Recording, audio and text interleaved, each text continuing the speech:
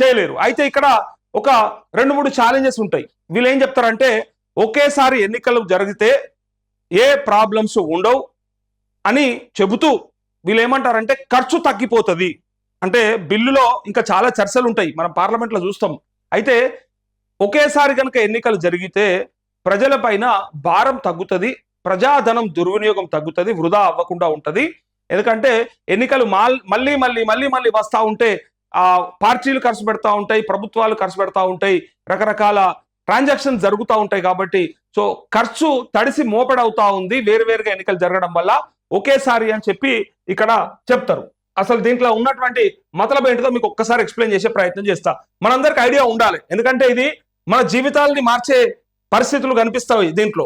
ఎందుకంటే పార్లమెంటు అసెంబ్లీకి సంబంధించి మనం అందరం కూడా చట్టసభల్ని మనము దేవాలయాల లెక్క కొలుస్తాం కాబట్టి, అరే అక్కడ ఉన్నోడు ఏదో మన తలరాతలు మారుస్తాడేమో, మనకేమైనా చేస్తాడేమో అని ఆశతో ఎదురు చూస్తాం కాబట్టి అక్కడ జరిగే కీలకమైనటువంటి అప్డేట్ మనం ఖచ్చితంగా తెలుసుకోవాల్సిన అవసరం ఉన్నది.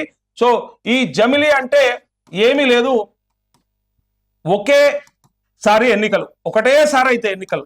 అంటే ఈ ఎన్నికలు ఎందుకు జరుగుతాయి అనేది చూడాలి, దీనికి ఎందుకు ఒకేసారి పెట్టాల్సిన అవసరం ఉన్నది అని. అంటే వీళ్ళు ఏం చెప్తారంటే, అంటే ఇప్పుడు ఉన్నటువంటి అధికార పార్టీ లేదా కేంద్ర ప్రభుత్వం చెప్పే మాట ఏంటిదంటే, ఇగో ఖర్చు అంటే ఎక్స్పెండిచరు విపరీతంగా అవుతా ఉన్నది అని చెప్పి ఎక్స్పెండిచర్, ఇది వీళ్ళు చెప్పే విషయం. దీనివల్ల ఇబ్బంది అవుతా ఉన్నది అని చెప్పి. ఇంకొకటి ఎన్నికల కోడ్ ఉంటుంది కదా, ఎలక్షన్ కోడ్. ఈ ఎలక్షన్ కోడ్ వల్ల ఏమీ చేయలేకపోతా ఉన్నామని చెప్తారు. ఎలక్షన్ కోడ్ ద్వారా అక్కడక్కడ చేయాల్సినటువంటి పనులు చేయలేకపోతా ఉన్నాం, ఎప్పుడు ఒక చోట ఎన్నికలు ఉంటే. కాబట్టి ఎన్నికల ఖర్చు ఎక్కువైతా ఉంది, దాంతోపాటు కోడ్ ఉంటుంది. ఎప్పటికీ ఎలక్షన్కి ఎక్కడో చోట ఏదో ఒక ఎలక్షన్ జరుగుతూ ఉంటే ప్రచారాలకు పార్టీలు ఆ పరుగులాట ఉరుగులాట జరుగుతుంది, కాబట్టి దాని ద్వారా ఇబ్బంది అవుతా ఉన్నదని చెప్తూ ఇక ఇంకొక మాట, ఎక్కడో ఒక చోట ఎలక్షన్ జరుగుతూ ఉంటుంది, ఎప్పుడో ఒకసారి ఎక్కడో ఒక చోట, ప్రతి చోట ఒక చోట ఎన్నిక జరుగుతూ ఉంటది. సో దీని ద్వారా వస్తున్నటువంటి ఇబ్బందులను అధిగమిస్తామని చెప్పి గతంలో ఆల్రెడీ ఒక 2 సార్లు పెట్టుకున్నాం కదా, సో అదే కంటిన్యూషన్ చేద్దామని చెప్పడానికి వీళ్ళు ప్రయత్నం చేస్తూ ఉంటారు. అయితే ఈ జమిలీ ఎన్నికల వల్ల ఇది బెనిఫిట్ అని చెప్తారు, ఖర్చు తగ్గిపోతుంది, అట్లే ఎలక్షన్ కోడ్ ఉండదు కాబట్టి ఇంకా 5 సంవత్సరాల కాలం పాటు స్థిరమైన ప్రభుత్వాలు ఉంటే, స్థిరమైనటువంటి పథకాలు వస్తే ప్రజలకు బాగు జరుగుతుందని చెప్పడానికి ప్రయత్నం చేస్తూ ఎక్కడో చోట ఎన్నికలు జరుగుతూ ఉంటే అందరు కూడా ఆ హడావిడిలో పడిపోయి ప్రజలను విస్మరిస్తా ఉన్నారని చెప్పడానికి ఈ జమిలీ ఎన్నికలు మనకు అవసరం అని చెప్తా ఉన్నారు. ఇది జమిలీ ఎన్నికలకు కావాల్సినటువంటి వీళ్ళు చెప్తున్నటువంటి ప్లస్లు. అయితే ఇక్కడ కొంతమంది మేధావి వర్గం ఏం చెప్తుందంటే, ఒకేసారి ఎన్నిక పెడితే, ఒకేసారి ఎన్నిక అని అంటా ఉన్నారు కదా, సో ఒకేసారి ఎన్నిక పెడితే వచ్చే వీళ్ళు ఏం చెప్తారంటే, మరి 5 ఏళ్లకు ఒక్కసారి ఎందుకు, ఇట్లా ఖర్చు ఎక్కువైతుంది అంటారు కదా, ఎక్స్పెండిచర్ ఇక్కడ తడిసి మోపడైతా ఉన్నది, వేలాది కోట్ల రూపాయలు అయితా ఉన్నాయి, జమిలీ ఎన్నికలు పెట్టుకుంటే తగ్గుతుంది అని చెప్పి వీళ్ళు చెప్పే ప్రయత్నం చేస్తూ ఉంటే, ఈ ఎన్నికల ఖర్చు ఎవరు పెడతారు, పార్టీలు పెడుతుంటాయి. సరే ప్రభుత్వం అంటే ప్రభుత్వ పథకాల ద్వారా ఇచ్చేది ఇస్తుంది కానీ పార్టీలే పెడతా ఉంటాయి. అయితే ఇక్కడ ఈ ఎక్స్పెండిచర్ తగ్గించాలంటే 5 ఏళ్లకు ఒకసారి ఎందుకు, సపరేక 10 ఏళ్లకు ఒకసారి 20 ఏళ్లకు ఒకసారి పెట్టేస్తే లొల్లే పోతుంది కదా. ఇప్పుడు ఈ సౌదీ అరేబియాలో అక్కడిక్కడైతే ఎన్నికలే ఉండేవి, జోర్దాన్లో అయితే ఎన్నికలే ఉండేవి. అసలు అక్కడ ఉన్నట్టు రాజుల కాలంలో ఉన్నట్టుగానే మనం కూడా ఇక ఒకరిని పెట్టుకొని ఇక ఆంతోనే నడిపిస్తే కథ అయిపోతుంది. మరి ఇక వాళ్ళ తరమే వాళ్ళ వంశమే పరిపాలించుకుంటూ పోతా ఉంటుంది.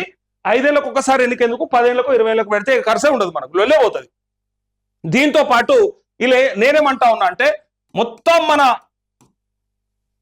దేశం యొక్క బడ్జెట్, అన్ని రాష్ట్రాల బడ్జెట్ కలిపితే మన దేశ బడ్జెట్ ఎంతో తెలుసా, 100 లక్షల కోట్లు.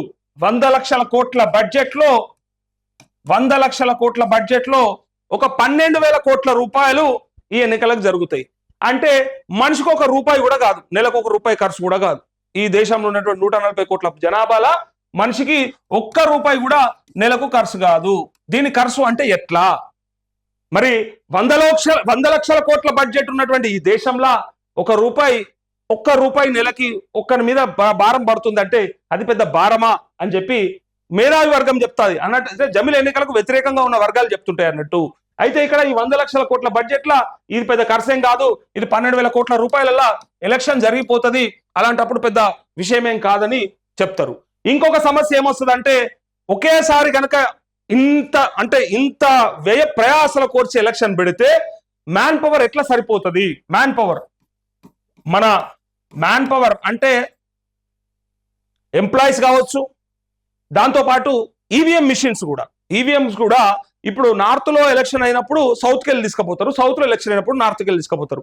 మరి బలగాలు ఎట్లా సరిపోతాయి, సెక్యూరిటీ ఎట్లా సరిపోతుంది? దేశమంతా ఎలక్షన్ అయితే మరి అది పాసిబిలిటీ అవుతుందా కాదా, దాని ద్వారా నష్టమవుతుంది అని చెప్పి వీళ్ళు చెప్తా ఉంటారు. వీళ్ళేమో దీనికోసానికి కొట్లాడుతూ ఉన్నారు. ఇది చేస్తే మారిపోతుంది అంటే వీళ్ళు మాత్రం మరి ఎన్నిక మీరు 5 ఏళ్లకు ఒకసారి అంటా ఉన్నారు కదా, ఇక ఒకటేసారి 20 ఏళ్లకు పెట్టుకొని మరి ఎన్నికల ఖర్చు తగ్గిపోతుంది అని చెప్తూ, మరి ఖర్చు పెద్దగా ఏం కాదు, పెద్ద మ్యాటర్ ఏం కాదు. ఇది ఈ దేశంలో ఎన్నికలు అనేది పెడితేనే కదా తెలుస్తుంది. ఈసారి ఏదైనా చెయ్యకపోతే ఇప్పుడు హామీలు ఇస్తారు ఆ దొంగలు అంటే నాయకులు, చేయకపోతే మళ్ళీ ఇంకొక ఎన్నిక వస్తేనే కదా మనకి భయం ఉండేది, లేదా అక్కడ ప్రజలకు ఉన్నటువంటి అసంతృప్తినో వ్యతిరేకతనో ఎంతో కొంత చూపెట్టడానికి అవకాశం వస్తుంది. ఇలా మనం ఈ రాష్ట్రంలో మొన్న వీళ్ళు ఏం చెప్పినారు, అధికారం వచ్చే ముందు వాళ్ళు 100 రోజుల్లో 6 గ్యారెంటీలు చేస్తామని చెప్పారు కాంగ్రెస్ వాళ్ళు. చెప్పిన తర్వాత రైతులకు రుణమాఫీ డిసెంబర్ 9 అన్నారు, 15 ఆగస్టు అన్నారు, డేట్లు పెట్టుకున్నారు. 15 ఆగస్టు అని పెట్టుకున్నారు కాబట్టి ఎంపీ ఎలక్షన్లో 8 సీట్లు వచ్చినాయి. అది నమ్మిర్రు కాబట్టి ప్రజలు అన్ని దేవుళ్ళ మీద ఓట్లేస్తే. సో 15 ఆగస్టు అని పెట్టుకున్నా చేయలేకపోతే మనకి ఇప్పుడున్న అవకాశం ఏంటిది? ఇంకొకటి, ఇప్పుడు స్థానిక సంస్థల ఎన్నికలు ఉన్నాయి కాబట్టి అవసరం అయింది కాబట్టి ఇప్పుడు మళ్ళీ గ్రామాలకు నాయకులు వస్తారు. మరి అది మనకు ఉపయోగపడుతుందా పడదా, అది అసంతృప్తిని చూపించే అవకాశం ఉంటుందా ఉండదా అనేది ఇక్కడ క్లారిటీ వచ్చింది. ఒకవేళ ఒకేసారి గనక 1 నెల గనక అసెంబ్లీకి, పార్లమెంటుకు, స్థానిక సంస్థలకి ఎన్నికలు అయిపోతే ఇంకా అసలు తర్వాత 5 ఏళ్ల దాకా మనం నోడన్నా దేక్తాడా, ఎవడన్నా పట్టించుకుంటాడా అనేది వీళ్ళు వాదిస్తున్నటువంటి వాదన. ఇటుపక్క ఇది కొన్ని పార్టీలు యాక్సెప్ట్ చేయట్లేదు, కొన్ని పార్టీలు వద్దు అంటున్నాయి. ఇట్లా చేయడం వల్ల ఇది ప్రజాస్వామ్యం ఎట్లయితుంది, మొత్తం ఒకేసారి ఎన్నికలు పెట్టుకొని ఒకవేళ కేంద్రంలో ఉన్నటువంటి అధికారంలో ఉన్నటువంటి ప్రభుత్వం ఏదైతే ఉన్నదో ఆ పార్టీ ఉందో ఆ పార్టీకి అనుకూలంగానే శాసనసభ సీట్లు కూడా వచ్చే అవకాశం ఉంటుంది. అదే అనుకూలత కింద స్థానిక సంస్థలలో కూడా పనిచేస్తుంది కదా. సో జాతీయ పార్టీలు మాత్రమే ఏళ్తాయి, మరి ప్రాంతీయ పార్టీల పరిస్థితి ఏంది అని చెప్పేసి చాలా మంది వ్యతిరేకిస్తా ఉన్నారు. ఈ బిల్లుల్ని వ్యతిరేకించేటోళ్ళు కూడా ఉన్నారు, అంటే యాక్సెప్ట్ చేసేటోళ్ళే కాదు, దాన్ని రిజెక్ట్ చేద్దామని చూస్తున్న వాళ్ళు కూడా చాలా మంది ఉన్నారు. సో ఇది జమిల ఎన్నికలకు సంబంధించిన ముచ్చట. ఇగో చాలా మందికి అనుమానం ఉండే, ఇదే అనుమానం ఇగో క్లారిటీ వచ్చేసింది మనకి. ఒకటి వద్దు అనేటోళ్ళు ఇదే చెప్తా ఉన్నారు, కావాలంటోళ్ళు ఇది చెప్తా ఉన్నారు. సో దీని ద్వారా మరి డెమోక్రసీని కాపాడతాం అని చెప్పేటువంటి పార్టీలు, ప్రభుత్వాలు మరి కాపాడుతాయా, లేకపోతే వాళ్ళ చెప్పు చేతుల్లో పెట్టుకోవడానికి ఇట్లాంటి బిల్లులు తీసుకొస్తున్నారా అనేదే ఇక్కడ చర్చ నడుస్తూ ఉంది. సో ఫైనల్ గా మరి పార్లమెంటుల మరి చర్చలు మనం చూస్తాం. మరి ఏ పార్టీలు ఏం చెప్తాయి, దాని ద్వారా వచ్చే నష్టాలేంటి, దాని ద్వారా ఉండే లాభాలేంటి అని చెప్పిన తర్వాత ప్రజలు కూడా డిసైడ్ అవుతారు ఏది బెటర్ అనేది, విచ్ ఈజ్ బెటర్ అనేది ప్రజలకు కూడా తెలవాలి, అర్థం కావాలి. ఇట్లయితే ఏం నష్టం అవుతుంది, ఇట్లయితే ఏం లాభం జరుగుతుంది అని చెప్పాలి. మొత్తానికి జాయింట్ పార్లమెంటరీ కమిటీకి కూడా పంపించే అవకాశం ఉందట. అందుకే చర్చించమని చెప్పి, సమగ్రంగా చర్చించమని చెప్పి. అయితే జమిలి ఎన్నికలపై కేంద్ర ప్రభుత్వం గురువారం కీలక నిర్ణయం తీసుకుంది. రామ్నాథ్ కోవింద్ కమిటీ సమర్పించిన రిపోర్ట్ ఆధారంగా రూపొందించిన బిల్లుకు ప్రధాని మోదీ సారథ్యంలోని మంత్రివర్గం ఆమోదం తెలిపింది. ప్రస్తుతం జరుగుతున్న పార్లమెంట్ శీతాకాల సమావేశాల్లోనే ఈ బిల్లులు ప్రవేశపెట్టనుంది. ఈ నేపథ్యంలో నేడు రేపు పార్టీ ఎంపీలందరూ తప్పకుండా పార్లమెంట్ హాజరు కావాలని బీజేపీ, కాంగ్రెస్ పార్టీలు 3 విప్ జారీ చేశాయి. అయితే జమిలి ఎన్నికలపై సమగ్రంగా చర్చ జరగాలని కేంద్రం భావిస్తోంది. ఇందులో భాగంగానే బిల్లును జాయింట్ పార్లమెంటరీ కమిటీకి పంపాలని యోచిస్తున్నట్టు తెలిసింది. విస్తృత చర్చ తర్వాత భవిష్యత్ సమావేశాల్లో ఈ బిల్లును ఆమోదించుకోవాలనుకుంటుంది. జమిలితో ఎన్నికలకు అనవసర ఖర్చులు తగ్గించుకోవడం, నిరాటంక పాలన అందించడము, అధికార యంత్రాంగాన్ని సమర్థవంతంగా వినియోగించుకునే అవకాశం అంటూ ఇక్కడ ఇంకొక పాయింట్ కూడా వీళ్ళు చెప్తున్నటువంటిది చెప్తా నేను. వీళ్ళు ఏమంటా ఉన్నారంటే, ఒకవేళ ఎలక్షన్ కోడ్ ఉంటే కొత్త పథకాలను మాత్రమే పెట్టరాదు తప్ప, అది ఎక్కువ అంటే అతి భారీ పథకాలను మాత్రమే పెట్టరాదు తప్ప ఆల్రెడీ ఎగ్జిస్టింగ్ ఉన్నటువంటి వీటిని కంటిన్యూ చేసుకోవచ్చు. ఏవైతే ఇప్పుడు ఫర్ సపోజ్ పెన్షన్లు ఉన్నాయి, కంటిన్యూ చేసుకోవచ్చు.